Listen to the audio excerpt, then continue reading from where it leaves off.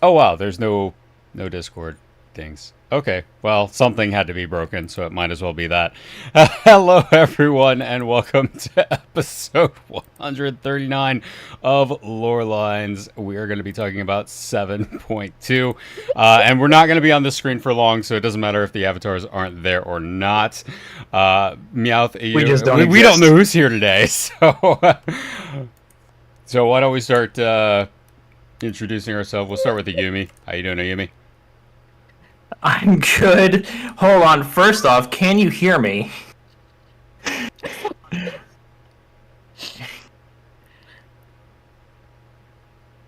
The chat's being very quiet for being able to hear you, so I don't know. I know. I turned on my sound so I could check, and yes, I can hear myself. Don't worry. Okay. Well, the audio's not broken. That's good. Just the avatars. Yeah, now. for once the audio's not broken. It's we are broken. as is life. Right. I'm good. I'm good. Just had a long week and really am excited to talk about 7.2. We had to keep quiet about it because, well, we usually impose a 1 week embargo on us so that people can catch up and all that. Yeah, So that's what we were doing last week. So, embargo's up. So here we are to talk about it. Yeah. And then we had, I know Aeneas was doing the world race, so probably recovering from that. Meowth, have you stopped laughing? Yeah. Me, well, 7.2 was a ride in many senses.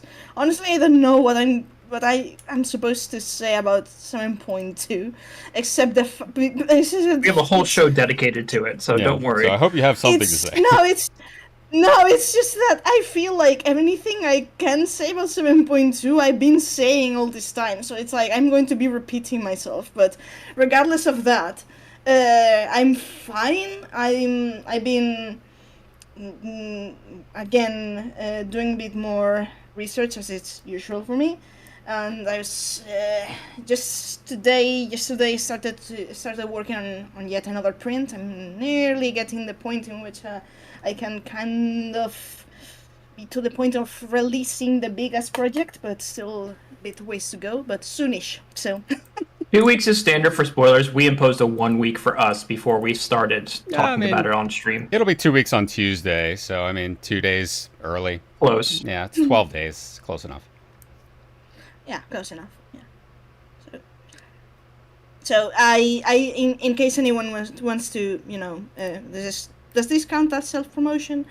Because I share my run of 7.2 on it's posted on YouTube. That is self-promotion. It's not self promotion unless it's shameless. So go ahead and shamelessly plug yourself. I meant that it's in there. It's divided in 3 parts because I'm like that, and I still there's still my Arcadian run to adjust. I have to upload that once I trim something that went wrong at the beginning of the recording. No, not an ad. It's just that, if you want to check, just be warned that there's a lot of rambling. So go in there knowing what to expect. So I actually checked out half your run. You ramble a lot. Yes. Yeah, I watched half the run. We know each other for 5 years. If at this point you don't know how long and I ramble, then I question. Yeah, that's on you then. Normal partners. That's on you.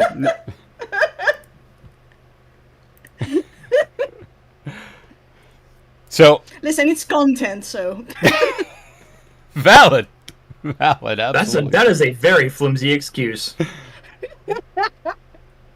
So before we get into 7.2, overall, what were our thoughts about it as a patch? Way better than 7.1 and Dawn Trail itself, I think. I'm not going to go back on the Dawn Trail hate train, but I think 7.2 is the one that's really ramped it up and is looking to really solidify it as, once again, people consider it Stormblood 2.0. It really is following the same kind of path that Stormblood took, where the expansion itself, the whole base expansion, was okay, but the patches really made it so much better in setting it up for Shadowbringers.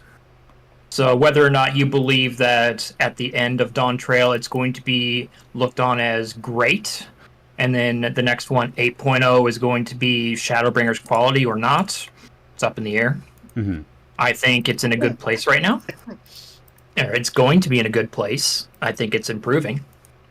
Overall, 7.2, I believe, gave us some good insight into the background of what threat we're going to be facing. Okay. Meowth? There was a lot of screaming for me. So Yeah, I know. It was a lot of screaming for me, but at the same time comes from a kind of difficult place to explain, because you know me, and I've been rambling on madcap stuff that so far have been, they all belong to the realm of hypotheses, right? I was working with threads. I was working with almost like a bit nebulous. Like, I see where this is going, but I don't have enough solid grounds for me to say this is where we're going, right? 7.2 changed that. Now you always have to give like a bit of I can be reading things wrong, but right now I'm 95% sure of where we're going. So it was a really surreal experience for me, like going from this nebulous madcap haze and being like, holy smokes. That was my impression. Okay. As for me, I did like 7.2. Of course you can question me however you want, but I did think it was a huge step in the right direction. I did have issues with it. It's not a perfect patch by any means, but very high level.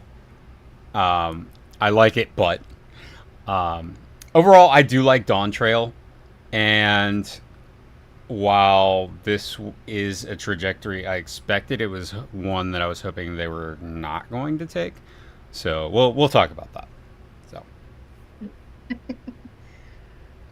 Yeah, 7.2 also has another product for Square to capitalize on their store, but I'll mention it later. Were you hoping that it would be kind of more science fiction-y instead of evil genius scientist? No, I was hoping it wouldn't be 5.2 all over again. And I know I talked about it with you guys, but this was literally 5.2. No. Yeah. My main annoyance with 7.2 is, why did we take the obvious trap? Sometimes you have to go into the trap. You just smash through it. We're a hammer, so. It was the Catman's idea, so don't get me started on that. Yeah. What I appreciate is we have a villain now that targets us instead of, you know what, let's go after the Scions and hope that the wall is included in there. No, I absolutely loved. Don't get me wrong. I don't find Wook Lamont terribly annoying. I think she is not well thought through from a writing perspective, but she's fine. I thought it was hilarious that the writers found literally every excuse to make her go away this patch. It's just like, I'm going to go run errands. I'm going to go do this. I'm going to go walk around over here. I'll be back. I thought that was really funny, but overall, Calyx basically is using Elidibus's playbook here from 5.2, where he's trying to use the population as a weapon against us. And so I just thought, I was like, it's good, but it feels like they're still not taking very many risks with 7.2. However, I will make a point on that. I mean, it's not wrong to compare the methodology with what Elidibus did in regards to the whole thing about the Warriors of Light, because it's technically correct. But what we have to bear in mind is that Elidibus's reasoning of using that is because he says back in Shadowbringers that this is a method that it has been used against them. Mm-hmm. So he's doing that.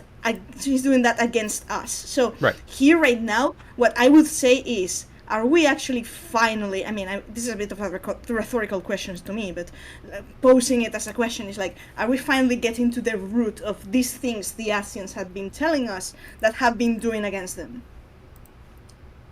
Right now we're facing an ideal, pretty much, in that preservation has been doing over and over for, I mean, Libus, again, did the same thing. He's done this over and over throughout the centuries with heroes.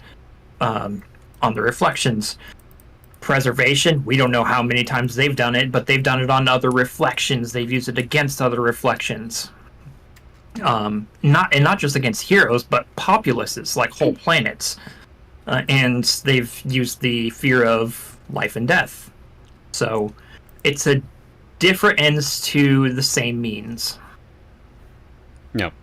Well, preservation for now, however, seems to be just the organization that we're told that Calix founded. However, this, if we're going down the route of this is a bigger, much bigger conspiration, then preservation is likely just the branch of the bigger scope. Not to say that preservation may have done right really, now. really I think that I mean, they wouldn't just create a new theme based on one person. They would create a new theme based on multiple people, and Calix, of course, refers to them, or refers to not himself as I. He's speaking in we. In plural, yeah. Yes. Yeah, but that's but we don't know how many members they have. Yeah, they but could have 3. They could have 5. They could have 10. They could have 2. They could have 14. I'm still not over the Telophoroi being made out to be this big organization, and it was literally just Xenos and Fandaniel. And the tempered people. Nah, don't even count them. But the tempered don't really count. No, they don't. So it's like, however, the Telophoroi thing, I think that's, if they're continuing with the structure they've been doing, which is like right now we come from the threats of Shadowbringers. The next expansion, if they continue with that, they should be coming from the threats of Endwalker. Mm-hmm. So I wouldn't be surprised that the whole thing about the Telophoroi and whatever may have been truly behind comes up next expansion. Which it would be much needed, because there's so much of Endwalker that it's very questionable. So yeah. So anyway, let's get into talking about expansion proper. So I'm going to hop over to the screenshots. Let me just I literally took 296 screenshots of the patch itself. That is not including the raid, by the way. We'll talk about the raid on another day. That's a whole other conversation. Yeah. So each of these screenshots. You mean just one thing I'm going to ask you about the raid? No spoilers, but when you saw when you accept the quest for the final fight, were you screaming the same way I was about the shot they show, like, this is fucking gear vegan? No. No, because I was the final fight. I was more paying attention to how it resembled Phantasy Star Online, and the theme kind of matched. Fair. The theme kind of matched something that like TM Revolution would sing out of like old anime. Man, I love TMR. I forgot about him. But anyways, just wanted to ask you in case I. By the way, did you recognize the singers? I know that Jason Miller. It's in somewhere there, but he sings the 4th one. Yeah. Okay. So, yeah. Also, the primals do the 3rd one, and it's Koji Fox is the one that. Oh, it's Koji. Okay. Yeah, okay. Koji is the one that sings during the 3rd fight. And he won the lyrics for all of him. Which I know we'll get into it, but I just want to say I thought it was hilarious. The 4th fight is just inside this Catboy. There are 4 wolves. Yep. The second one, I don't know who is the one that sings it. It could really be anyone, but the I swear first- it's just based off of the Bling Bang Bang Born from Mashley. But whatever. I loved the first fight. Absolutely loved it. That was my favorite one. It was great. It was And great. it All the was great references. because when I was running it, everybody died except the 2 tanks and a DPS, and they literally took him from 30% to nothing in like 15 minutes, just grinding him down just because they got the dance so well. It was fantastic. It was a lot of fun. Anyways, back Yeah. to the MSQ. Yeah. We'll talk about that another day. So we start off in the back room, talking with Oblivion and Wukulmat and the Scions. So Yes. I like that they were pretty much like, hey, I'm a foreign ruler, so I can't like do the same things everyone else does without it looking really bad. So I don't want to interfere with the internal affairs of Alexandria, which is kind of a turn for Wukulmat. Not something she would have done in the past, I feel. But a good turn and one that makes a lot of sense and shows maturity as a ruler. So I was really happy to see that. It's much more than the people of the original alliance tend to do, to be honest. Yes. Yeah, they stick their thumbs in everything. So, But also the Origin Alliance tended to consider themselves kind of the underdog here, whereas Tulilal in the New World in Tyrol is very much the dominant power. Even with Alexandria there, Alexandria invaded and was beaten. So, yeah.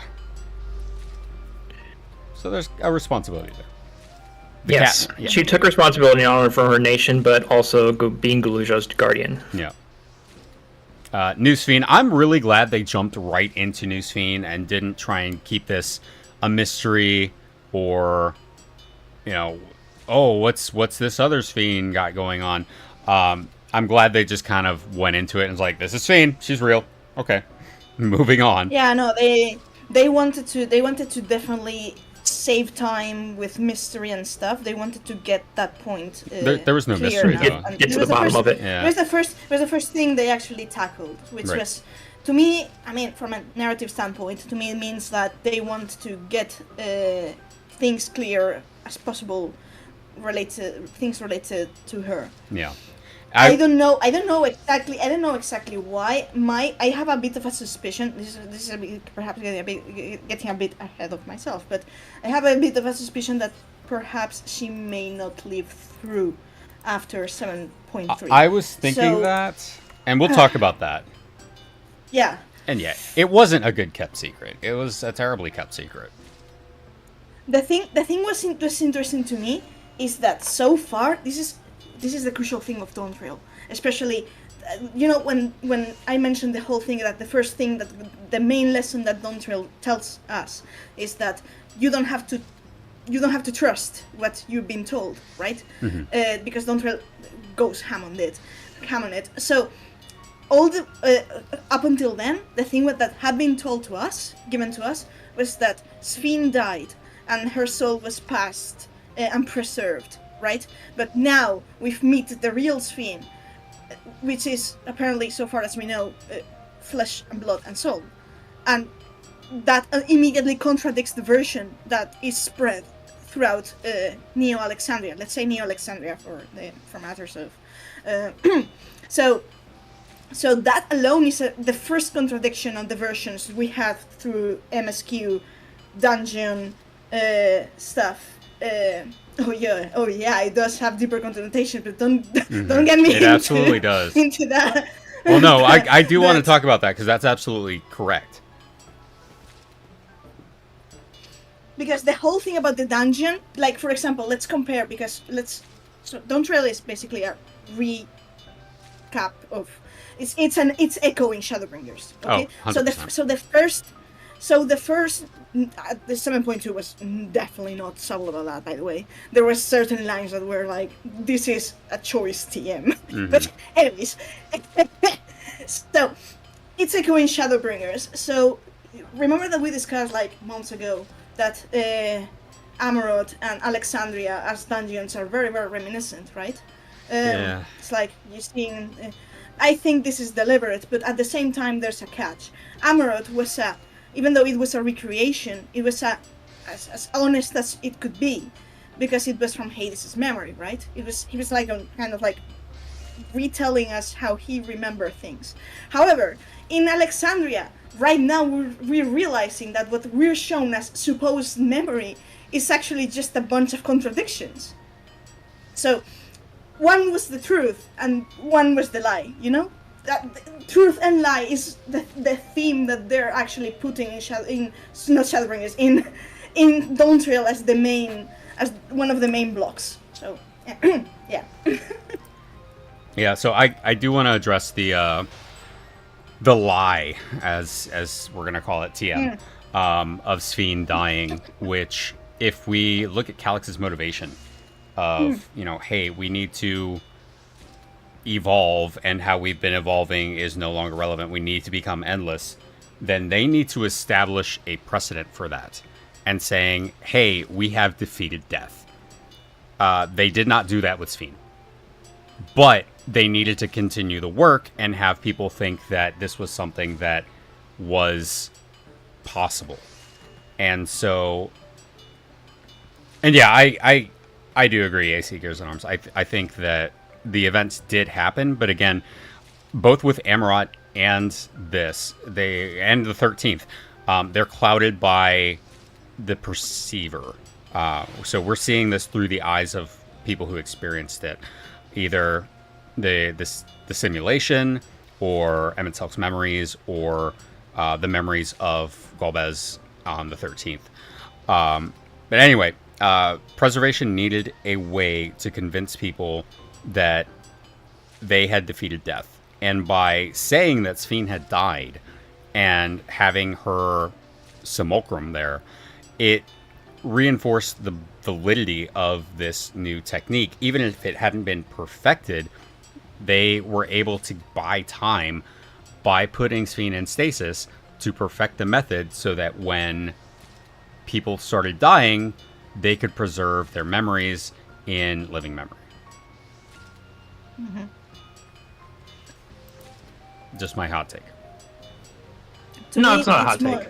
No, it's not hot take. Not at all. I was nodding. The whole time you can't see that, of course. But but what I would underline in this aspect, however, is that the simulant says, right, though the simulant, I suppose you could say, it's pretty much Calix's extension, but let's say the simulant. The simulant says that the Endless are basically one of Calix's experiments. Mm-hmm.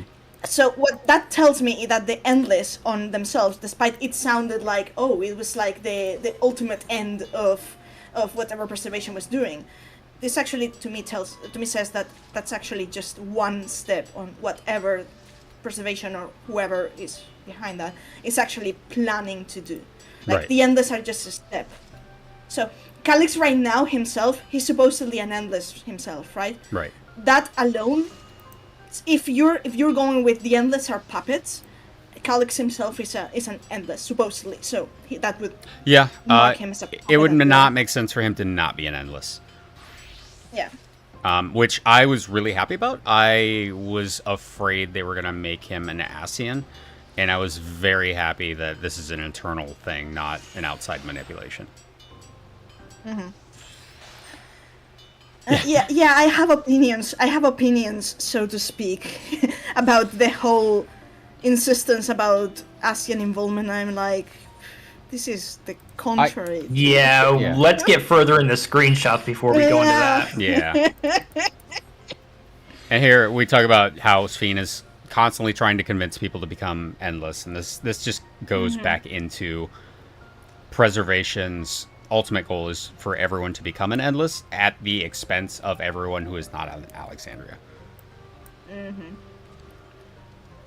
There might be some doubles in here. Yeah. The regulators. I just want to let you know there may be some doubles. Yeah, that's fine. So yeah, regulators are implanting memories and removing memories at will. So they removed the memories of the funeral being about Sphene and just considered it a memorial in general for people who passed during the attack. And there we have Sphene. I liked this scene. I thought it was absolutely hilarious. Because when she wakes up, she says, "Who are you people?" All I thought was Patrick from SpongeBob. "Who are you people?" And yeah. Oh my gosh, why? It fits. I'm just gonna go to that scene. What was it? She wakes up. She was in a dark room. They basically found her in the terminal. I will say one thing, even though it's not treated in the same, but conceptually, I was raising my eyebrows because she's been like kept in there for how much? 400 years or so. 450 years. Yeah. Yeah, and she wakes up, and I'm like, this is very much a concept. I mean, at this point, I would believe absolutely that this is a reference to how a Lassie feels when they wake up from crystal stasis. How many hundred of years? Yeah, valid. It's like, oh, you fulfilled your focus. Now go to sleep for 400 years. By the way, your kingdom is completely different. The world has changed. So yeah, I mean, if this was any other thing, I would have said maybe it's just me in my 13 fumes, but Dontrell is 13 too, so it's like okay. Yeah, if you have a jetpack on filled with 13 fumes. Yeah, not wrong. Maybe, but where we at now, do you think it's a bad thing to have it? Considering I don't know many people who could identify 13 references. Is mayonnaise an endless? I don't understand. How? What? Huh? Oh, because it lasts forever? It never goes bad? What are we talking about? It's a comment in chat by AC Gears and Arms, and I'm trying to figure out what it means. Right. It's because the YouTube chat isn't showing up on stream, what? So I can't read it. Oh, I see. Something to fix. We've finally broken it. No. Where is it? I mean, I'm only on Twitch, that's why. Well, discuss, and I will see if I can get this added. Oh, Patrick. Discuss. Discuss. Do you want to go Ayumi first? Because if I start rambling, you know how that ends. So, I like Sphene's new appearance, first and foremost. It's not much different than the regular Sphene, who has two kind of little strands kind of curled up, and the backs of her hair kind of widened out. I actually kind of took a closer look at her model. She does have the new cheekbones added, the new facial structure added. Oh, good. Which means that she's got about 20 more facial bones and a much wider range of emotion. I noticed that the facial animations were crazy this expansion. Just the subtle ones. Don't, Yes. and this is totally against, but I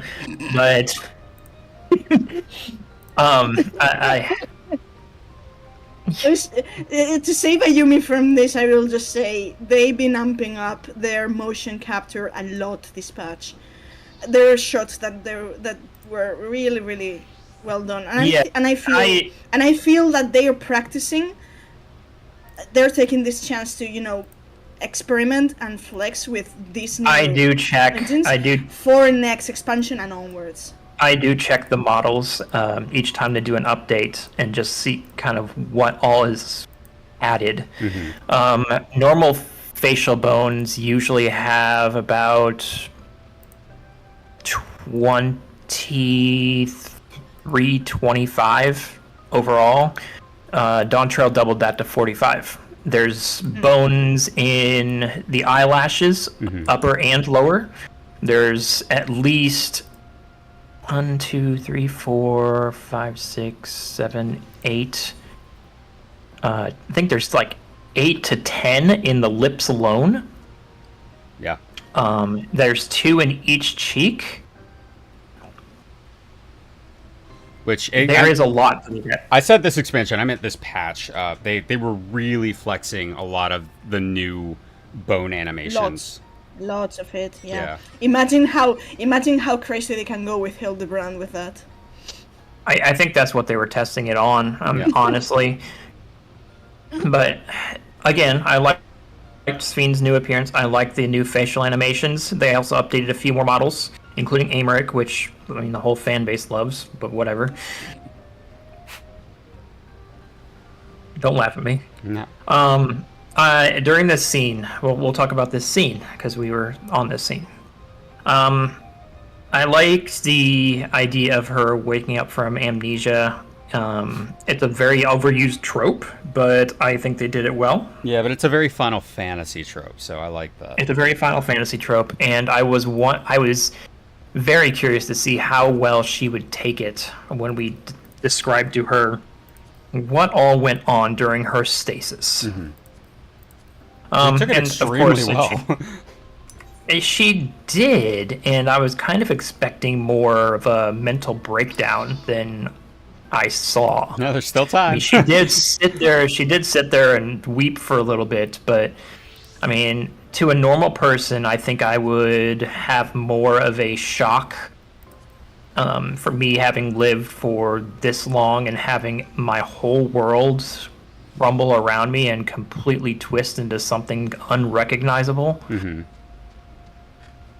In a sense, she reminded me a bit maybe a bit, I don't know, but her reaction reminded me a bit of Ardbert when we tell Ardbert, because he asks how long has it been since since that, and he's 100 like years. 100 years, and Yeah. he has this moment of woof.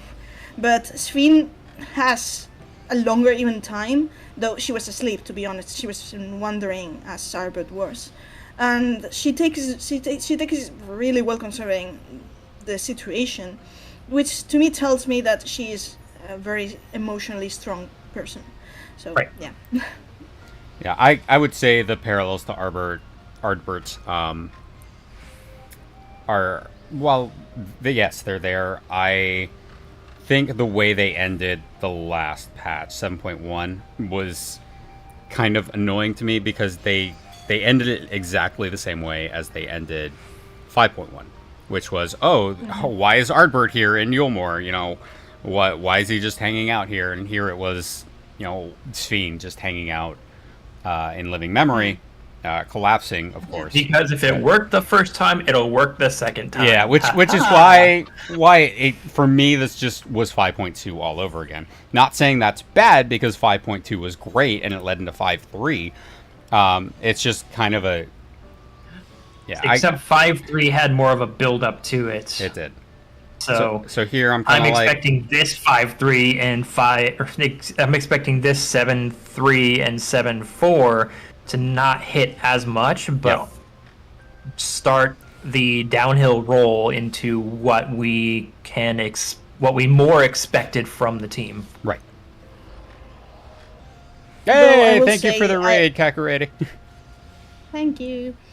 Though I will say this echoing underlying word of Shadowbringers is very much deliberate. So I agree. I mean, there's no way it's not just about laziness. There is an intent to be echoing Shadowbringers left and right. Like, this patch was insane in that aspect. But okay, let's go to the next one. Yeah. So at this point in the story, are we as the Warrior of Light, the Zidane for Sven? Pretty Probably, much, but yeah. this comes with very nuances regarding the whole thing. If at some moment anyone wants to ask, then okay. But for now, that gets long. So please bear in mind that any question is going to get long on that aspect. So we have here a screenshot of the main character, Shale. I know. For this one, I was testing my shaders. So Yeah, no, it's like I was really happy how much screen time and how many lines Shale had. Like, I was very scared she was just going to be a throwaway character, and she seems to be becoming more prominent, which makes me really happy. She keeps the plot on point. She It tells does. people, "Hey, do you remember what's going on?" Yeah. Yeah, she's the recap.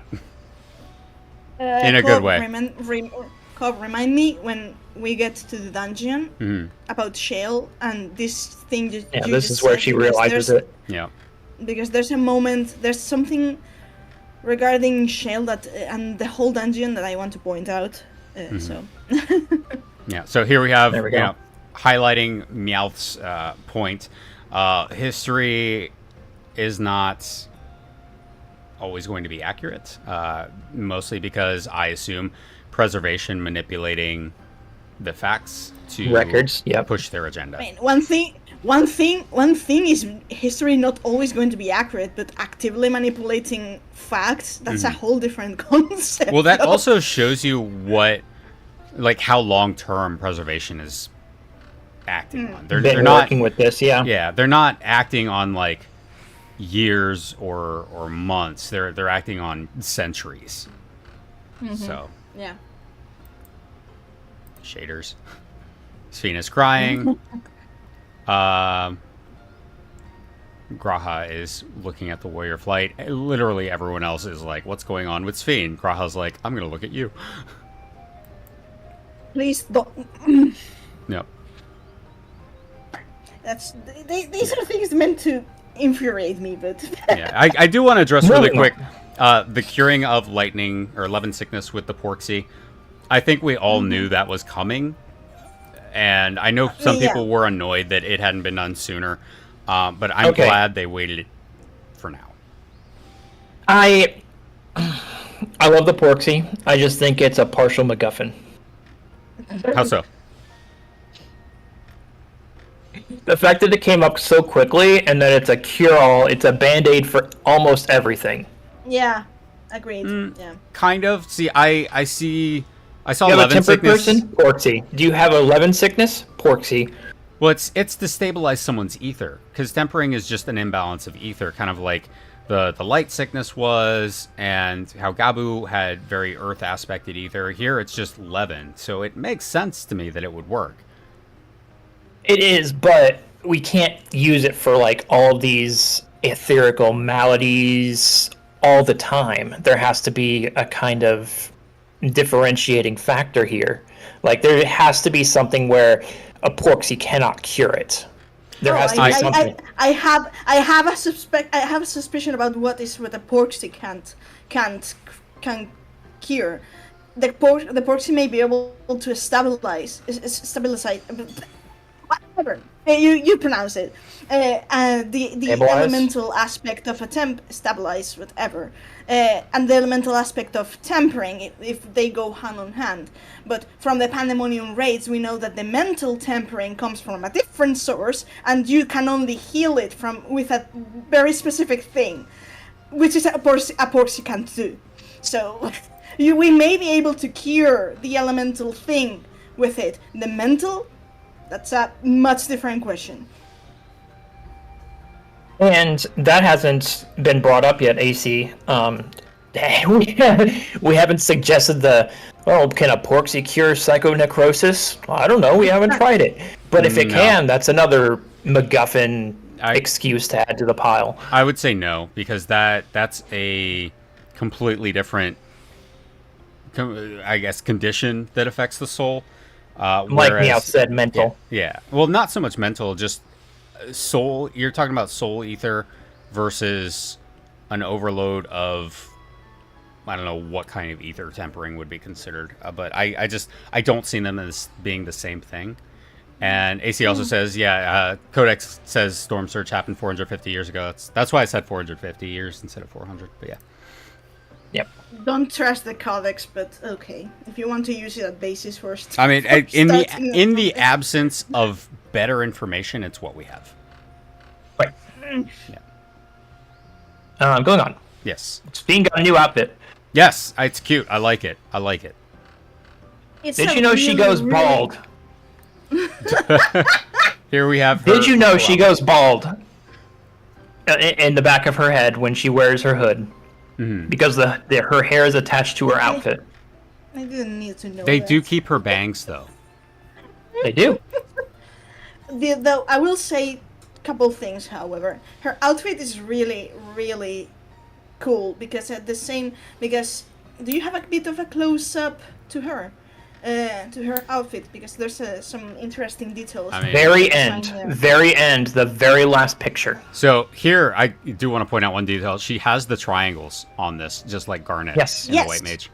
So it evokes the white mage's usual triangles, but if you look at that at the same time, they're golden. They're also evoking a crown. It's tracks since she is the princess. There's another thing here is that the cloak style of it very much resembles an ancient cloak, an ancient robe. The whole part of the shoulders. Oh, the duster. Yeah. This is very much cut like an ancient robe. I think it's me out going tinfoil, but okay. Yeah. Think of me being tinfoil, but I've studied. I mean, I don't want to say like I've studied this because it's like I don't like to use the it's my degree card, but I've studied that. I would say this falls degree into this. This falls for me under the category of pretty much everything we have is in some way derivative of the ancients. So while I think it is just a cheeky reference to the title that they are referencing, or the theme that they are referencing, which is Final Fantasy IX. They didn't want to use the full-on white mage cloak, so they're like, well, why don't we use a hoodie and just add a couple of triangles to it, just to be a little bit, ha ha ha ha here and there. Which I appreciated that, honestly. I did like the whole. So I will be upfront and honest. I have not played 9. It's on my list, but I do know that Garnet goes incognito, says, "Call me Dagger." I was half expecting Sphene to say, hey. Call me Knife. Call me Blade. Call me Blade or call me Knife. Call me something other than Sphene. But I did appreciate the whole, hey, let me go incognito among the people. For what I assume is a very different reason, because there's someone taking her place already. Instead, we get the other Sphene, and we get, call me Simulant. Right. So... Which... There's the question. I haven't studied fashion. Okay, my degree is fine arts. You brought this upon yourself. So here, this was my interesting. My degree is fine arts, so yeah. Specialization in concept art and visual rhetoric, but. Moving on. Yes. So here we have confirmation that Alexandria started the war. Yes. So they were the aggressors. Just like in 9, I believe. Yes. So here's the... I don't want to really spoil you when things that come after in the Codex, which is the things that actually made me yell at the Codex "fuck you" out loud. Calm down. But... I haven't started yelling yet. Yet. So you've already gone tinfoil once. So, but it's interesting because right now you wouldn't have this scene of Sphene telling you, no, Alexandria started the whole thing. While we came from AI Sphene telling you that Alexandria was pretty much a victim in all this, right? So, if you know further 9 story. The whole thing about Lindblom later on is bullshit. But okay, let's continue. Yeah, I see where you're going. Yeah. So, but this was nice confirmation that Alexandria was the aggressor here. Yeah, it was the other way around. Yes. Yeah. Here was interesting. They used to have aetherites, but they were sealed off to prevent doing what we did to Garlemald, which was just porting in. Yeah. which makes me, I was thinking exactly the same. I was like, that's the reason why they disconnected the aetheryte at Tertium, because they were fearful that it could be used to invade Garlemald. Yep. And I was like, Yeah, exactly. Same honestly. thing. Good thinking. AC says, I'm more surprised that Everkeep has denim. I mean, Eorzea has denim too, so not super surprised. They also have modern fashion too, so, Yeah. you know. We're building cars. Right. Modern cars. Let's see. The etheric balance across the entire world had collapsed, which made etheric travel very dangerous. But this also confirms that they were able to travel outside the barrier using aether currents, which is how they knew what the condition of the world was. And this here. Souls as a resource. The original Sphene was not aware of that. Yes. So... You know, like I said, she was unaware of what had transpired, what had completely changed, and how her people had completely altered their way of life.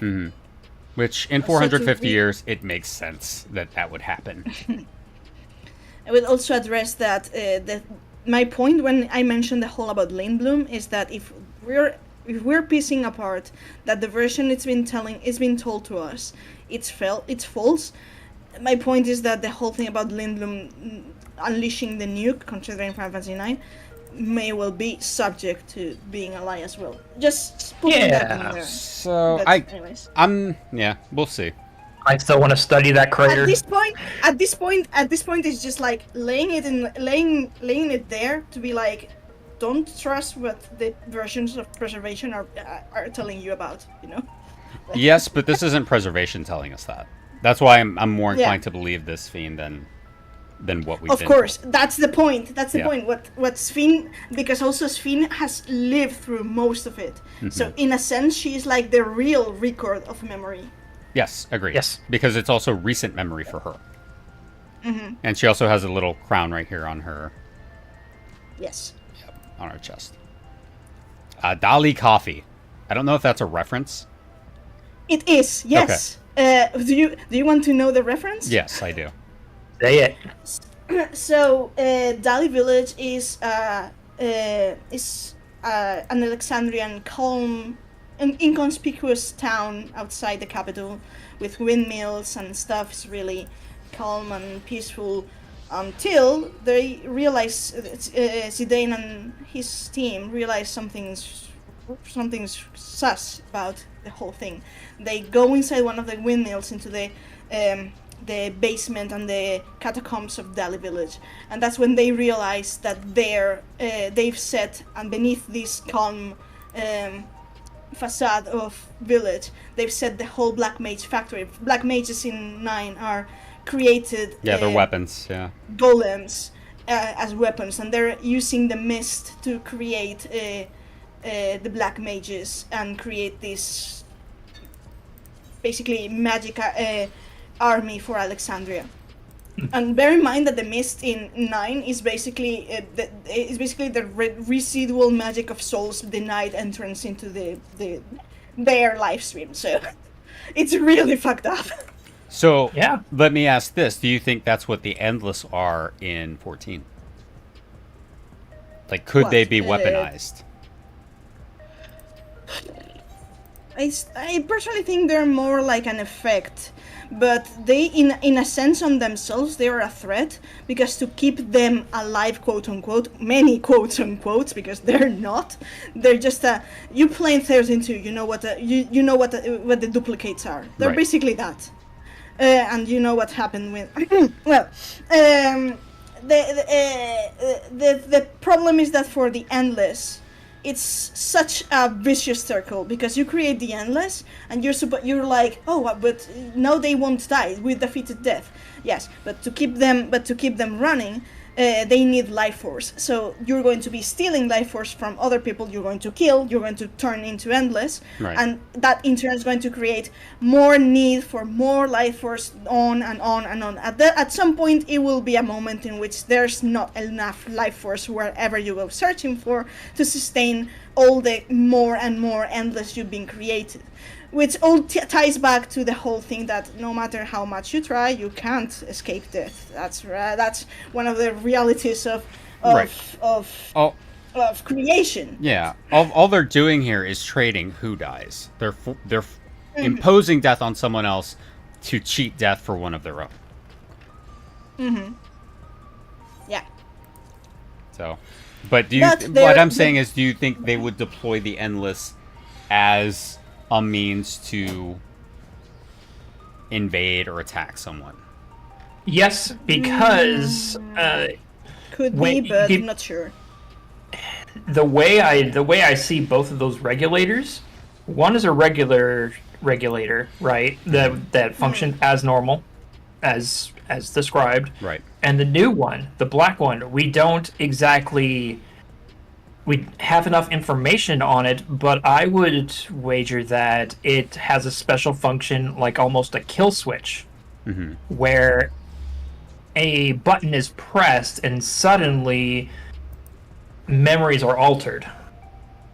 And now the endless that were created to be averted from death now have the mentality to kill on sight.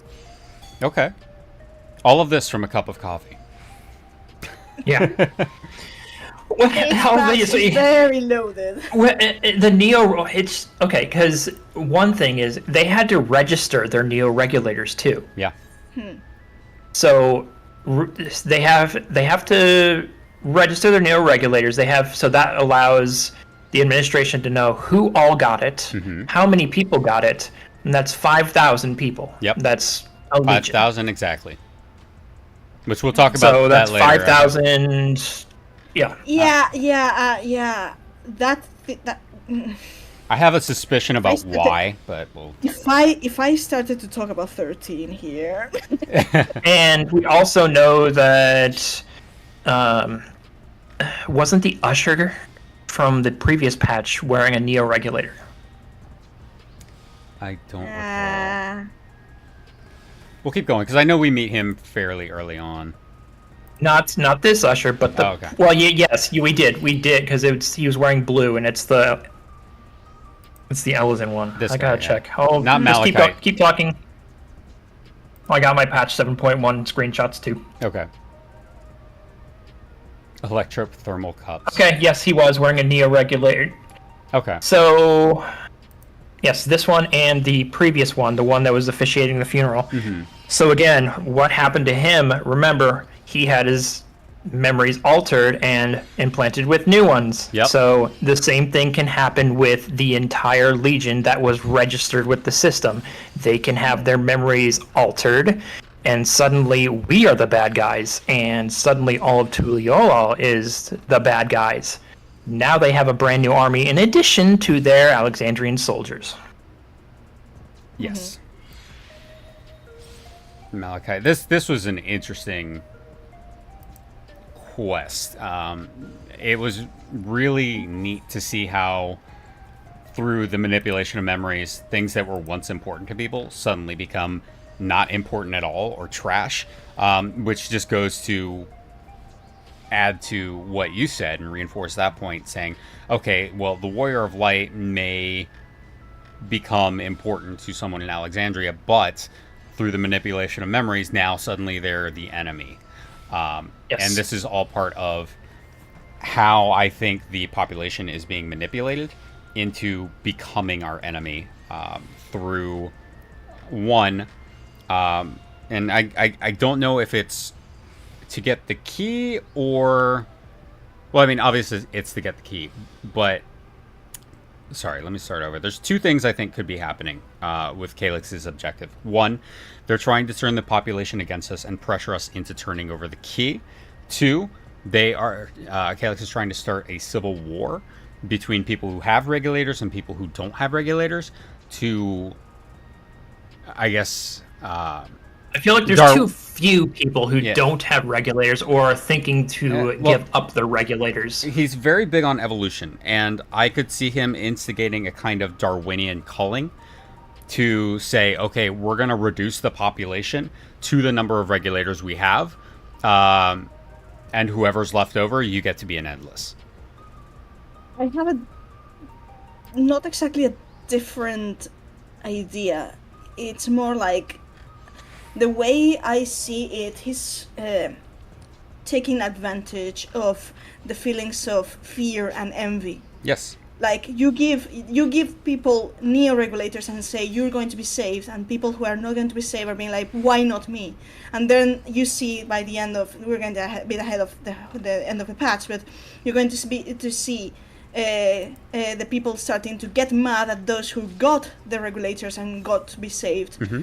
Because they want the same thing, and it's so correct. The most important thing in this whole thing is that there are a chosen few that are going to get saved, and in this patch we see Calyx unleashing the mechanical forces of Solution 9 onto the population. That was mechanical soldiers. That's just robots. Yeah. What if the next step is to get the same people, the same 5,000 people to get against each other, and there's something they're going to want from that. What do you get when you make people kill each other? You get ether. So Meowth, there is an NPC outside of the Arcadian who actually talks about this. Oh, okay. I talked with her last night. She actually says that when she registered her Neo-Regulator, she got all kinds of dirty looks and all kinds of insults when she did it, did so. Right. Which kind of made her second guess herself in getting it, but she believes in the end result being better. Yeah, which is exactly what I was saying about instigating a civil war by using fear, whereas Elidibus used hope in his manipulation of the population. Here, Calyx is using fear of death. And the inability of the Alexandrian population to deal with death, to drive them to either attack each other and cull their population down so that, one, they have excess ether to make a jump, and the souls to support 5,000 endless, or pressure us into turning over the key or making them attack us so that they can take the key forcefully. The other thing I thought was interesting was how they pretty much acknowledged that we have the key with us. It's not sitting on our table back in our in-room where we left it. Here's the thing, though. Even if we did have it or didn't have it, there is an intricate link between the key and the stone. Even if we did not have the crystal, even if we did not have the grail, here's the question: would it still be activated? Would the trap still have been activated with the possession of the crystal because they are so intrinsically linked? My question here is, and I was thinking of Yoshipi's fucking new pendant he's been wearing since Dawntrail release, which is the key with the skull embedded in it. And I'm like, which key are they truly after? Like, is it the key regarding the Grail? Is it because really Calyx immediately looked at that crystal and went, there it is. Mm-hmm. Exactly. So what exactly is the key? Because technically, the key to the key, if you want to call the Grail the key, the Essence Crystal is a key, but that thing is made from Hades' ether. So the thing that actually roasts my brain is, if Essence Crystal is the key, are they referring that they're searching for Hades' ether? And that's the key they're after? I think they are searching for any kind of... I don't think it kind of narrows itself down to just the Grail. I think it narrows itself down to... I think they are focusing on Asm's sigil. anything with Asm's sigil on it is attributed to interdimensional travel, so that when they possess the Grail, they were able to use interdimensional travel. We used the stone in front of Calyx. He recognized the sigil. Ah, there it is. I've got kind of like there are many things about the whole thing that really concern me, because We can get to that later because we have screenshots of that. Let's move on. Yeah, let's move on. Because we're jumping around here. Yeah. Let's continue. Yeah. We're jumping to the interesting stuff. So, and here we have the random people, talking about, do they even want to become an endless? Yeah, and again, the fear of death, even with the promise of being an endless, the fear of death is still very overwhelming in Alexandria. And this just kind of gets a pulse on everyone. And then this guy. Where is he? We skipped him. Kali Thunder. You didn't get a picture of him. Which one? The Thunder, the the Thunder guy. Arcadian. The guy who was like, I need souls. And he was training other people to after. Yeah, he's doing physical rehabilitation for people who were injured during the attack. So. Oh, I probably didn't. Never mind. No, that's fine. Here Never we get zapped. Zap. And then we have Calyx. Can we talk about the bolt for a moment? Sure. That's something I muse about in my own run, because there's many symbolic ways you can take a bolt, a shock, that way to straight at the wall. But setting aside symbolic interpretations, which at this point they're just interpretations. There's one crucial thing for me.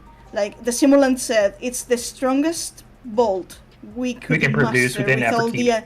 With Everkeep, and I'm like, and that. That's actually the next screen, I believe, or next few screens. And that didn't kill the wall.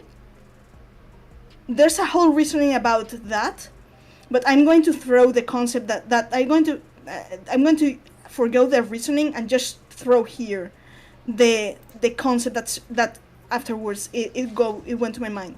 Is the Warrior of Light forbidden to die? Literally can't die. I think so mine went beyond that. Mine went to you can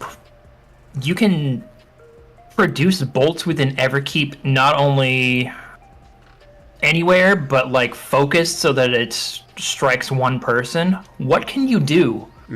What can you do in this place? That means you can target specific people to die, to kill people at any point, at any random time. Yep, which is what we see later. That was more concerning to me than, oh well, I took a lightning bolt to the face. I know I wouldn't die because plot armor and I'm the wall.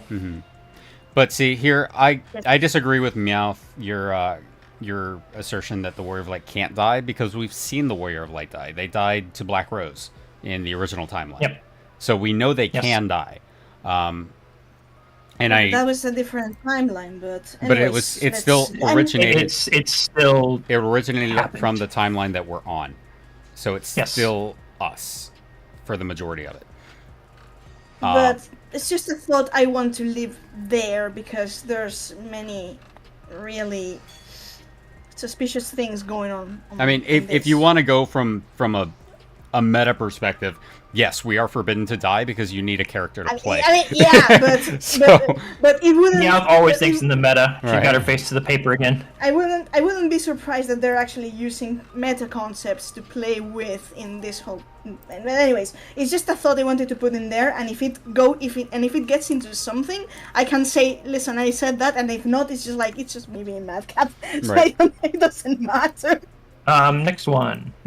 All right. Yeah, next slide. I like Sphene just hanging out up here. This is great. This is Calyx just spouting He bullshit. well, I'm it- science. well, I'm science guy. it's him going, we couldn't kill him on the first go around. Now we need to figure out what makes the wall tick. Yeah, here There's another thing. There's another thing from Calix's rant about. We need to cut out unnecessary effort, and I'm like, the whole thing reeked to me. Avoiding the process of trial and error, which is the fundamental process to learn anything. But the process of that Calix speaks is about perfection, and that's a concept that really rubs me the wrong way. But He's literally just a child Thanos. I mean, yeah. Yeah, here I thought it was interesting. I like The mentality of Thanos and the physicality of L from Death Note. I do like Sphne's overtures here. I like how theatrical she's being. Yes. Where she's saying, you know, we left something in your keeping, implying that they gave it to us, not that we took it. Right. And so it's a very polite way of jabbing Of saying at us. that, well, This is ours. we give gave back. it to you for a reason, and that reason was to see what you would do with it. Now you'll give it back to us, right? Well, also the probability that they wanted to see how it would interact with the stone of Azam. So It just keeps going back to that thing, and it's like were they actually giving us the key, not the Grail, not so much because they're interested in the Grail per se, but because they're interested in how Azam's crystal reacts to it. Again, this goes back to the whole, they noticed Azam's sigil, and now they're trying to find other kind of, not just like relics, but other sources of where Azam's sigil is. right. And kind of capitalize off of what they can find, because they know that anything associated with Azam's sigil then creates better ways for them to harvest ether. That's not even. I mean, yeah, it can be, but that's not even the core of the question. To me, the core of the question is, how the hell do they know about Azam's sigil, Azam anything, when Azam was a secret kept? Because really I'm saying Azam, they aren't. They're looking at that symbol. They're looking at that sun symbol, whatever they think it is, and going, "Oh, that's that symbol on the cup produces, or whatever." Yes, but recognizing the crystal, that's. I mean, it's just. Anyways. The crystal has the sun sigil on it. Let's just leave it at many things are really concerning here. So yeah. Continue.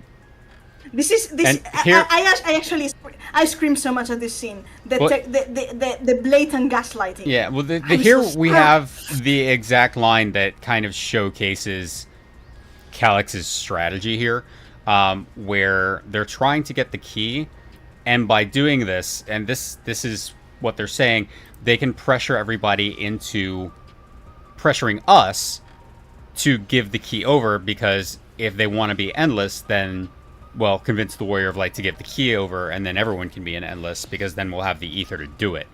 So here we kind of see what their ultimate plan is with what's going on.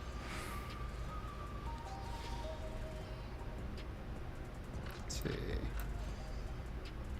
Yep, But confirming. it's also the projection technique she uses, or Calix uses, if you want to go there. It's like, if you weren't so cruel, I wouldn't have to do this. And I was like, fuck you. Yeah. Fuck you. Right there, Exactly. yeah, and that's the point I was trying to make, AC, is that he analyzed our fight with the Queen Eternal and saw how it reacted, and was like, okay, that's the thing that you used to bring in those 7 other heroes. That's the thing I want to kind of bring into question here, and first by getting the key back. Yep.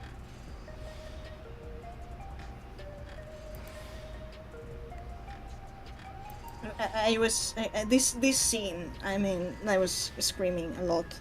This scene. So I was very disappointed that they didn't do more with this, where she basically says, the Sphene you have with you is where all of this originated. Like, she started this.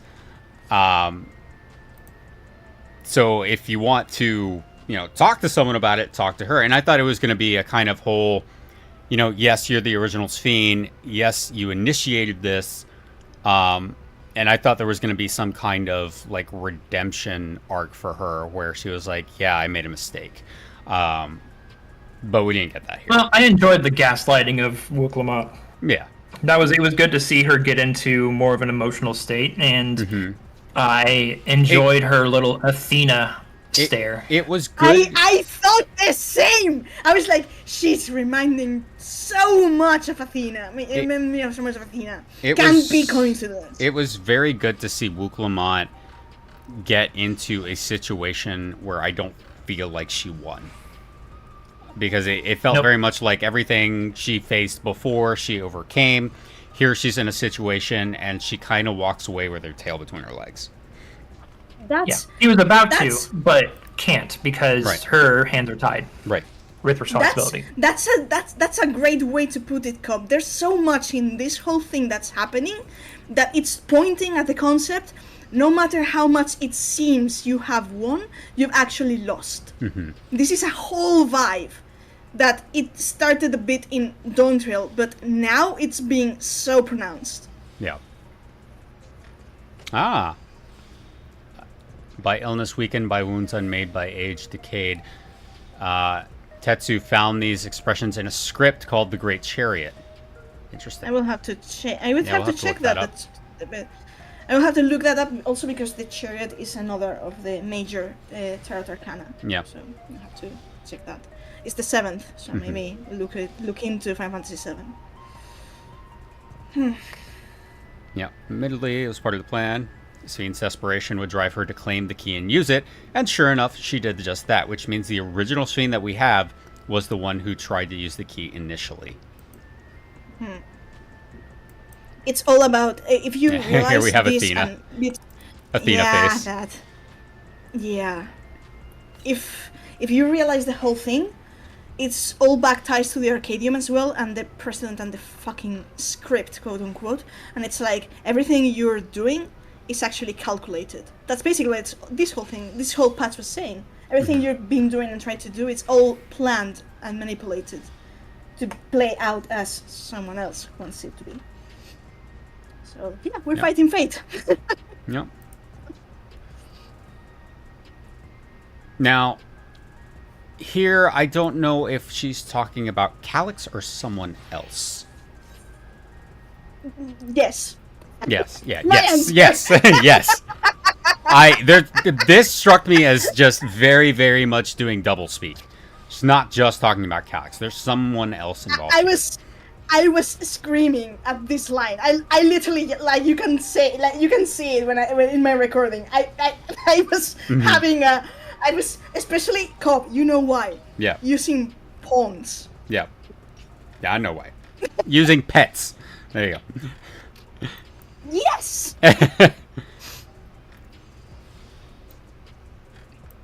Let's see.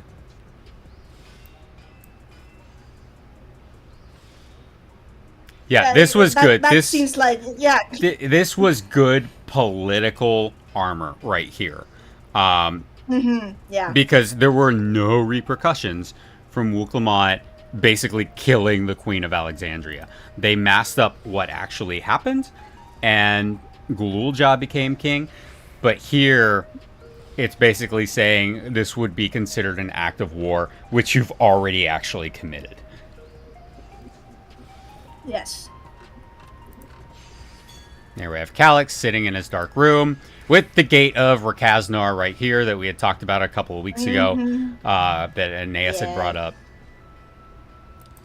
I'm glad this box became something. I'm thinking they're trying to create something with that box, but I don't know what yet, because it feels like that's what he's working on. And he literally doesn't even realize that we're talking to him. He's just monologuing. I'm talking about how this is Darwinian stuff here, natural selection, but then he goes from natural selection, and then he says it's not good enough anymore. We need to speed up the process and do artificial selection, which is what we did with dogs. This is basically his Thanos speech. Yeah. There's a lot in Calyx. This is difficult to bring up, and it would require lots of specifications as to people doesn't get the wrong idea. This whole yapping about evolution, it does have a source. What? Wow, I'm just you're a Gen Alpha. Now I lost my track. Screw you.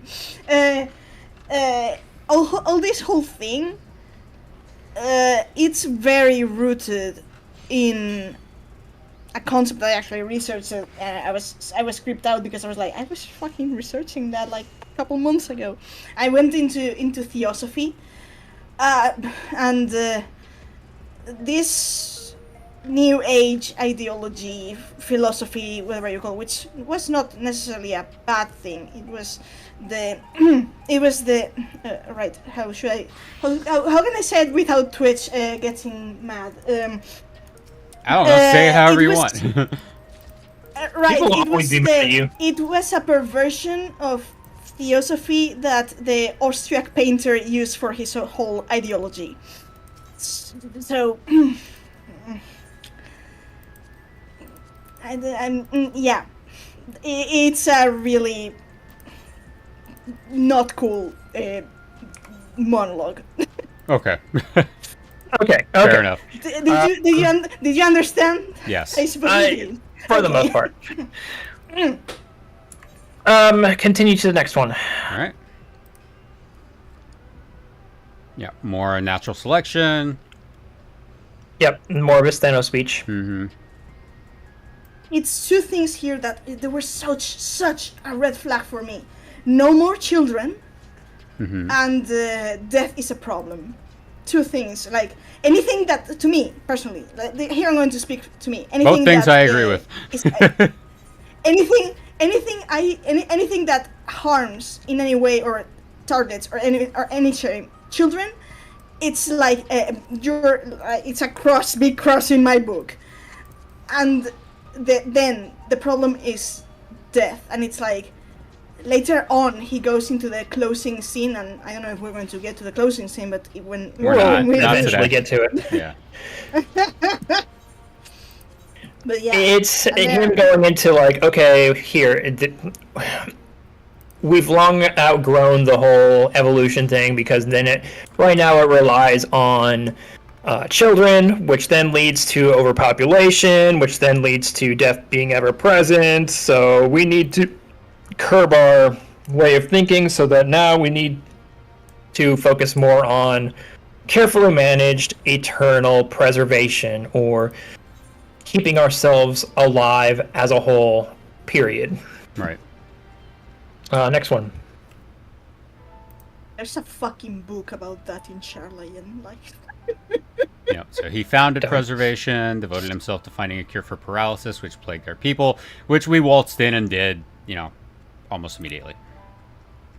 And here he Honestly, Yeah. honestly, that backstory makes me think that Calyx was himself a perfect target to use for whatever someone else's plans were. Oh, But absolutely. let's just leave that Because thought there. he was afflicted by it. It's he gave us such a Kuja look. That would be interesting if he Fair. was a Kuja analog. He will Because be. Oh, he Kuja will be. was a weapon of destruction, not preservation. Mm-hmm. Yeah. There's another thing about his color scheme that immediately struck me. It's like he's very grayed out. Like you can tell that at some point he had very much color, vibrant hair and likely eyes, but the way you see him, it's all gray. Hmm. Yeah. And Very pallid. very pallid, and He did mention that he had relinquished his flesh long ago. Yes, but I meant more like the direction of his tone voice is very flat and emotionless, and I think that's the thing. Like, in a big part of this whole thing is going to be as well to not just transcend one's flesh, but also emotions that are a burden. It's like Yes, another part of the preservation mentality. Yeah, I feel like he felt his emotions were getting in the way and removed them from himself, basically. The equation. Yep. Yeah. As an endless, he would be able to engineer that, basically, and manipulate his own memories to remove emotion, which would be very interesting to see.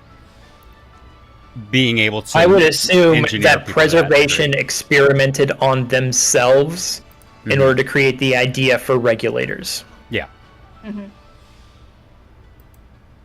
And I believe that that solution for the paralysis thing was probably in part the regulator's birth. Right. Yeah, you wore the crown for a few years, but now you are no one. That line. Who are like, you? No one. Nothing. No one. It's not so. I'm working on a script on that. I'm going just to say it. No one is a code word for Azim. I'm going to leave it at that, because in that scene by the end of Shadowbringers, Hades was not mocking us. He was actually trying to tell us who we were. But in here, of course, she's using that to mock Sven. It's a callback, yes, but there's two very different situations. One was trying to tell the wall who they truly were. Here is absolutely mocking, like, you're worthless, pointless, nothing. So I'm working on a script on that, so in time. In time. Surrender the key. Surrender the key. Refusal will necessitate consequences. Yep. So give us a key. If not, we're coming after you. You're not alone. I had to stop and take a picture of that, and I'm like, yeah, that's very Final Fantasy IX right there. Prodigy, who specialized in the field of electrope and made his work during the Storm Surge, yet even as he basked in the admiration of his peers, he struggled with an illness from birth, which left him with precious little time to live. So, he made himself the first, and probably the first Endless. Or, no, that's not correct. No, because Otis... Otis was the basis, technically, for the Endless. Yes. He wasn't really an Endless himself. The way we meet him, but he was made into an Endless later on. Yeah, he was made into an Endless later on. He was a prototype. Yes.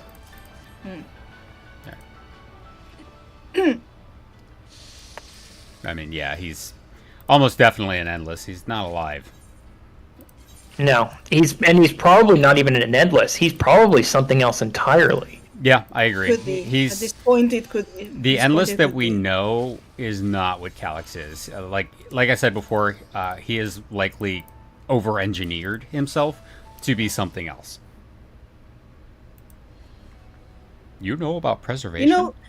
Do you know what else is like rubbing me the wrong way? That in a sense, the whole about discarding the flesh and all thing that Calyx is saying, it can make you go think of what the existence of an Asian is, with the big difference that the Asians first, they didn't choose that, they were forced to do that. I'm still thinking that too, AC. Maybe he is, that what we saw is still a simulation, because he's able to show up, disappear, show up, disappear.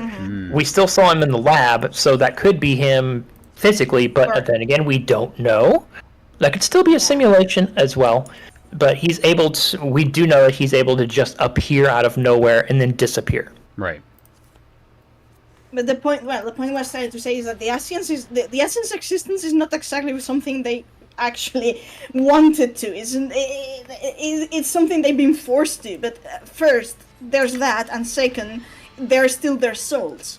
Yes. But what the Yes. endless are is discard the soul and They're- live as They're data, almost basically. like anti-Asians. Like they're everything Right. but Almost. what the Asians Not were. almost. They are anti-Asians in every aspect. Yeah.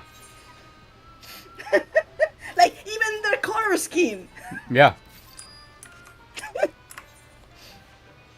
Like endless fiend the simulant. You reverse, like you will have to get Neela here. He's the one who's about the whole about color inversion thing. When I color inverted Sphene, her palette is a direct reverse of the Asian palette.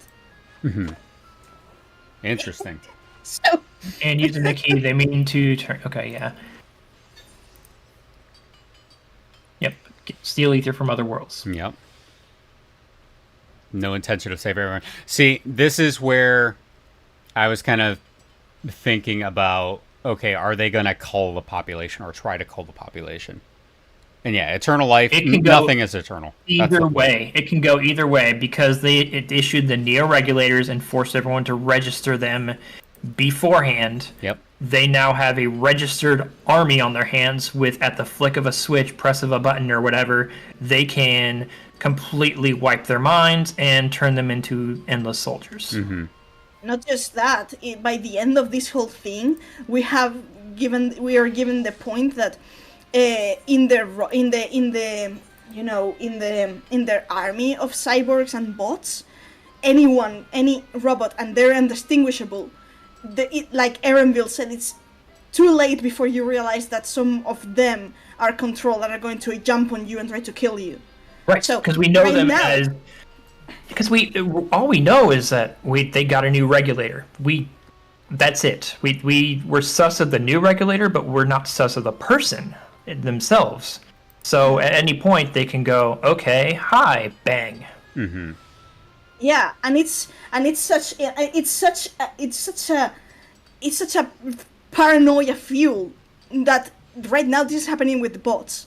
But what if someone is getting injected memories in their head, and everyone suddenly becomes a potential traitor, betrayer, assassin, murderer, whatever you call it? You no longer know who to trust. You can't Right, trust and anyone. we still don't know the extent of which the new regulators Of course, but can be used. We know that the regulators have their normal function of storing souls, using beast souls, altering memories or whatever. But the new regulators, they could have a completely different set of abilities themselves, specific only to preservation's, uses. And again, AC, I'm just using soldiers as an example. Mm-hmm. That those 5,000, they could be anything with what preservation created. The preservation obviously created the neo-regulators. Sphene admitted it herself. Calix and whoever else is part of preservation, they can do whatever they want with those 5,000 at any point in time, which is why they were even registered. interested in saving them. That's another question. That they could have just said, "Hey, we're going to save 5,000 whatever," and they are not even planning to save them. What they just want is for the population of Solution 9 to kill themselves and reap the benefit of the whole blood spilled. No, that's a theory. That's just a theory. Yeah, but I'm throwing ideas. Like, of course I don't know what's going to happen. I'm just, it's just. So yeah, fun times. We don't know anything yet, but it's safe to say that what's laid out before us now is that those new regulators, bad. We don't know what's going to happen, but we have an idea. Yep.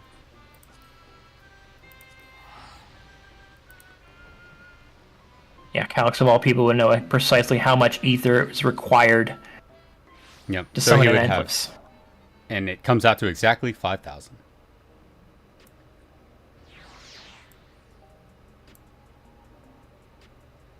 Yeah, here, anxiety towards death continues to spread amongst Alexandrians. and the simulants stoking this fear. And this is why they attacked the way they did, where it was more random. But we'll talk about that next time. We're actually coming up on time here. Yep. So We after almost this, got through. we're about There's halfway. a Through lot- almost half well, of them. Yeah. There's a lot to talk about. This patch is insane. Yes, and there is. I feel like we're only touching upon very, very superficial things. Mm-hmm. Where I forsake the Usual people that life. would truly have no place here. I don't want to help it. Sound something interesting. Let's go up to Everkeep and then we can call it. Okay, that sounds good. That's pretty far in, yeah. Trace it back to a terminal used only by preservation, which is in the Foundation sector, which is where they originally built the castle. Yes. Yep. So deep down below. Yep. Get me to solve that dungeon, I'm going to not shut up. Like really. We'll start with the dungeon next time, because there's a lot there. Yeah, I'll go back There- in and do an There explorer is mode. a lot. Yeah. I'll go back in and do an explorer mode and take more screenshots for us to use next I time. mean, we can just run through it in-game. I can just go there. Yeah. That's true. That's So, another way. we but could definitely do take that, but- screenshots to know what we need to highlight. I do Oh, yeah. it. I do it anyways for each of the dungeons in Dawn Trail, so I need Okay. to have a folder for that. All right. Everkeep is built at the top of the castle, former kingdom. There it is, from the dungeon. The old castle's inside the tower? Yes. Right. Like that dungeon, I already suspected that when they showed, oh, it's going to be the castle beneath Everkeep, and I was like, Of course. I know this is a metaphor. He I intended for immediately us was to like, find it. This is a metaphor. He did intend for us to find that terminal, so he's absolutely. inviting us. He's inviting us down below. At this point, we haven't done anything outside of plan, I think. Once we do, that's when that'll be the final confrontation. Right. You owe him for that bolt of lightning. I like these shoes. Sphene has great fashion sense. They're sneakers. Excuse me. Let's see. So yeah, Galulja's mom was investigating orogenics for her own research into souls, which I'm pretty sure that's going to come back at some point. Yeah. There's many things that are going to come back in 7.3 just because, like, for example, threats from 7.1 have been not touched this patch, like Yep. memory rewriting, Teshulja and stuff. This was setting a different thread of the story. The intertwining things between this patch, this like the even numbers and uneven numbers in expansions and patches, they do this every time. Right. So things that came from 0.1 that weren't touched upon this patch, they're going to come back for next next patch. Damn Yes. it. But it's still like so long away, so long. Yeah, wait Yeah. for another 4 months. Yep. I mean, we have Occult Crescent, which is going to be a blast. But So excited for that. Occult Crescent. Oh boy, that's more Yeah. Nimian 5th, 6th era War stuff. of the Magi, give me. Yes. Into my veins. Why is Nim here? Why is Mach there? Why is Amdapur here? Why maybe is there Scala even there? Okay. So Here we go. We're in the dungeon now. Yeah, so that's a good stopping point right there for Yeah, now. We'll that's- talk about yeah, the dungeon yeah, next We'll time. stop at Kryl. Yeah, and then we'll do a dungeon tour starting off next episode, and then we'll go into the rest. Yes. So, all right. Thank you, everybody, for joining us. Appreciate everybody's time, and thank you all for being here. Yeah, we'll be back next week. We'll talk about the rest of 7.2, and the week after that, we'll start talking about the raid. A lot to talk about. So we look forward to going Lots. through it. What? Yes. Yes. Yes.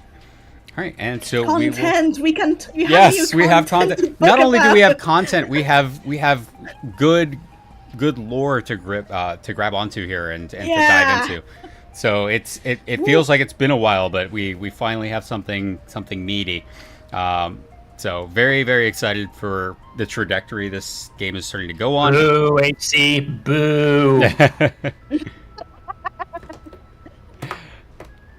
So anyway, thank you again, everybody. It's good to be back. Yes, it is good to be back. We'll see you next time.